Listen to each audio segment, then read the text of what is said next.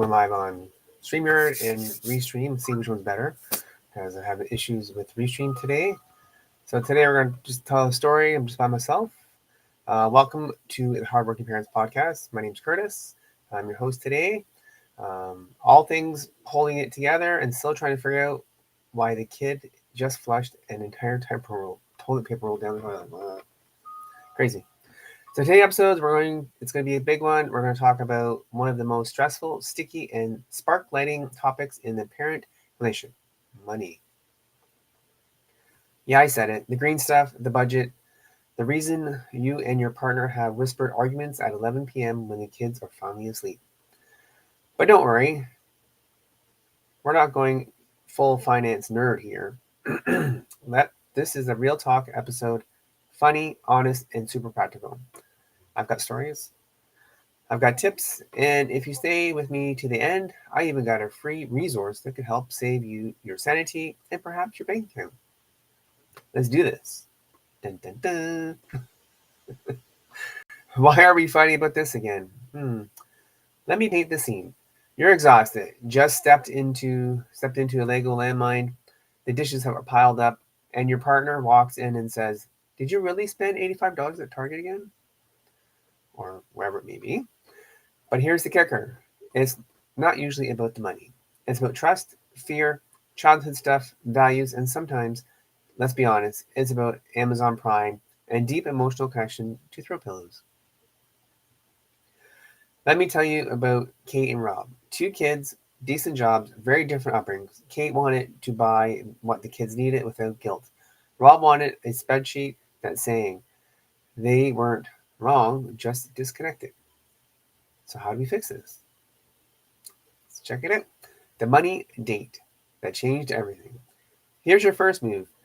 And no, it's not a budget, it's a money date. Get the kids to bed, light a candle, grab the snacks, and ask each other, what did money look like for you growing up? What scares you the most financially? What do you want our family life look in 5 years? Lisa and Sean did this. They've been bickering for months. Lisa didn't get why Sean panicked over every grocery bill. Sean didn't get why Lisa kept buying those essential Target runs. Then they had this one money date. And you know what happened? Sean confessed he checks the bank app every day because he's scared of ending up broke like his parents. Lisa cried. She realized it wasn't about trust. It's about his trauma. Suddenly, it wasn't me versus you. It was us versus them problem. Real connection beats budget spreadsheets every time. Right. Build a budget that you can actually stick to. Technical here a little bit, perhaps, but here's another story. Okay, so now that you heard the hard stuff, it's out of the way. Let's get practical. You need a budget. Yep. But it's not the one that makes you want to throw your phone in the microwave. I'm talking about the fun, flexible, family-centered plan. Enter Marcus and Tasha. 2 jobs, 1 preschooler, chronic overspending. They tried the budgeting apps, books, and even a binder. Nothing clicked until Marcus remembered all their categories. Groceries became feeding the mini humans, utilities, keeping the lights on, date nights, keeping love alive. And they turned their budget into a Sunday night ritual, burritos and budgeting. Sounds like fun. Did it feel weird at first? Sure. But they now save $300 a month and actually laugh about spending. Why? Because it's theirs. It's personal. It's not a punishment. It's power. Here's a quick joke. Why did the couple bring a ladder to the bank? Let's see. Why would they do that? Because they heard interest rates were climbing. Next, big move. Split your roles. You don't both need to be the CFO. Carlos and Dana figured this out the hard way. Carlos loved Excel. Dana was more interested in mental budget kind of gal. But every billing cycle turned into a Judge Judy session. Boy, that's tough.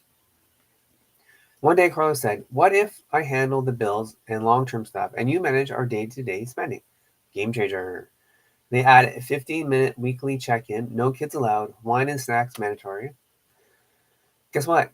they started to trust each other again. Carlos wasn't stressed. Dana felt respected, and the tension practically gone. Perfect. Pro tip: if your family isn't a business, it's a team. Find your strength, play your positions. Cool. Set big, juicy family goal. Nice. All right, let's talk about the future. What are you building toward? Don't say just pay off debt or save more. That's like saying be healthier. What we need is specifics. Let's get into it. So Jamal and Serena had a mountain of credit card debt. Serena wanted to go to Disney with the kids. Jamal wanted to breathe at night without checking his credit score. So they made a family vision chart. One side was debt payoff, one side was Disney. Woo, Disney. Every time they hit a milestone, they colored in it as a family. The 7-year-old got even involved, offering to sell lemonade to help to get to Mickey Mouse faster. Nice entrepreneurial kids mindset, right?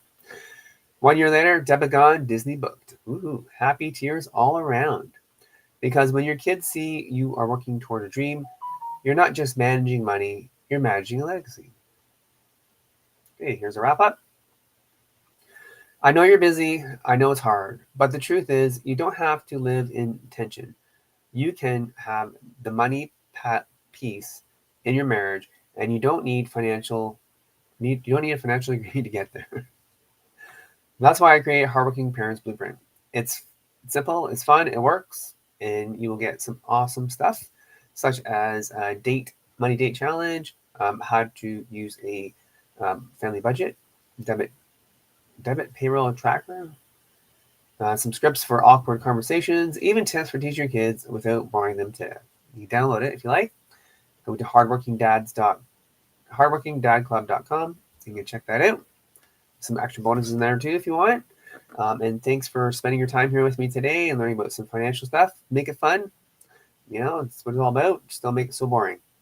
And if you are watching on YouTube, don't forget to ring the bell. Leave a comment on other ones. And yeah, just tune in for next week. We'll see you then. Thanks, guys. Have a great one. Real quick, but when I'm by myself, that's how it goes. All right. Talk to you later. Okay, bye.